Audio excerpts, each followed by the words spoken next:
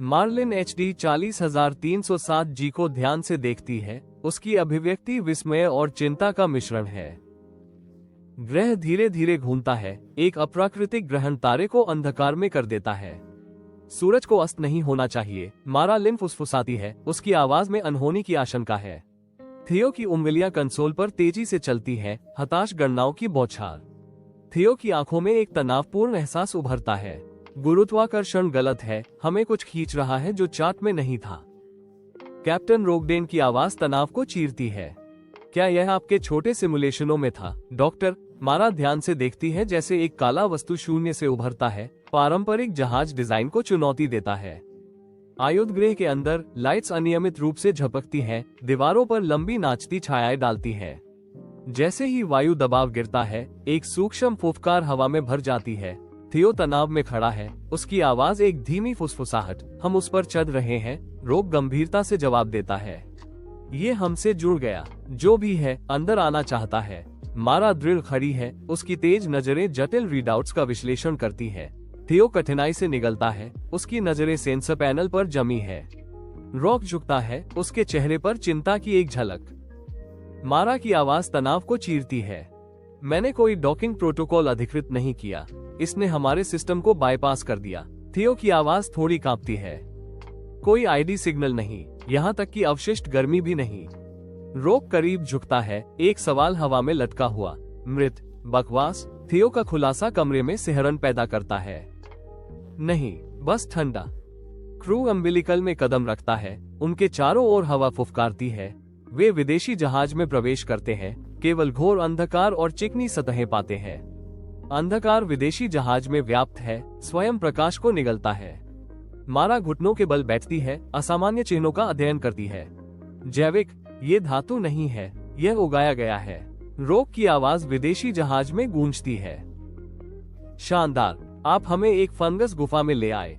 वे विदेशी जहाज के गलियारे में आगे बढ़ते हैं, आसन्न खतरे से अनजान। उनके पीछे एक ठंडी क्लिक गूंजती है, उनकी किस्मत को सील कर देती है। गलियारा ठंडे अज्ञात में फैलता है। धातु की दीवारें भयानक रोशनी के साथ धड़कती है। क्लॉस्ट्रोफोबिया उन्हें जकड़ लेता है जैसे थियो चिल्लाता है, हम बंद हैं। ऊपर से एक सरसराहट की आवाज गूंजती है। एक गीली आवाज गूंजती है और रोक घूमता है, राइफल उठाए, दिल धड़कता हुआ। पीछे संपर्क। रोक चिल्लाता है। नीली रोशनी की एक पल्स फायर करता है। नीली रोशनी कुछ भी नहीं के माध्यम से गुजरती है, रोक को स्तब्ध चुप्पी में छोड़ देती है।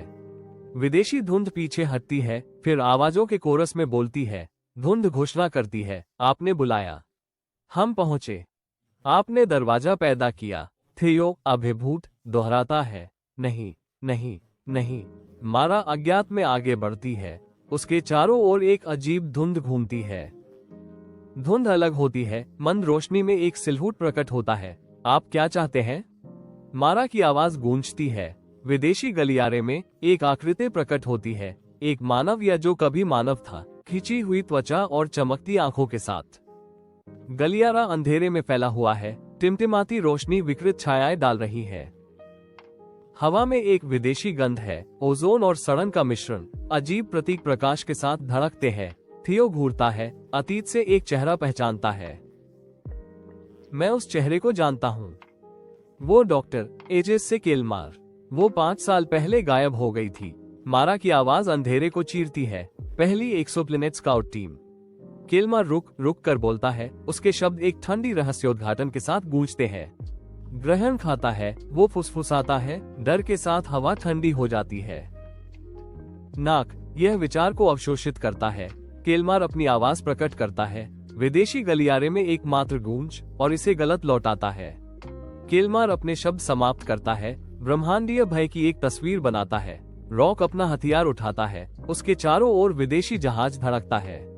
दीवारें धड़कती हैं जैसे जहाज सांस ले रहा हो। रॉक चिल्लाता है, पीछे हटो। वे विदेशी जहाज के गलियारों से दौड़ते हैं। प्रत्येक कदम उनकी निराशा को प्रतिध्वनित करता है। गलियारे मुड़ते और मुड़ते हैं। उनके पीछे एक असंभव भूलभुलैया खुलती है। प्रत्येक कदम एक जुआरी। दरवाजे प्रकट होते हैं और गायब हो जाते हैं। उन्हें एक ऐसी वास्तविकता में फंसाते हैं जो तर्क को चुनौती देती है, उनके भागने के दांव को बढ़ाती है।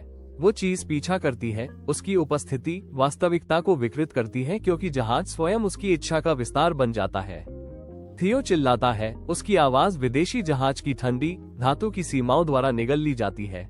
हम एक संवेदनशील संरचना के अंदर हैं। यह वास्तविकता को फिर से लिख रहा है। कच्चा केकड़ा स्टील उसे क्रूर बल के साथ आगे खींच रहा है। रॉक चिल्लाता है, फिर इसे बाहर निकलने को इन लिखने के लिए कहो।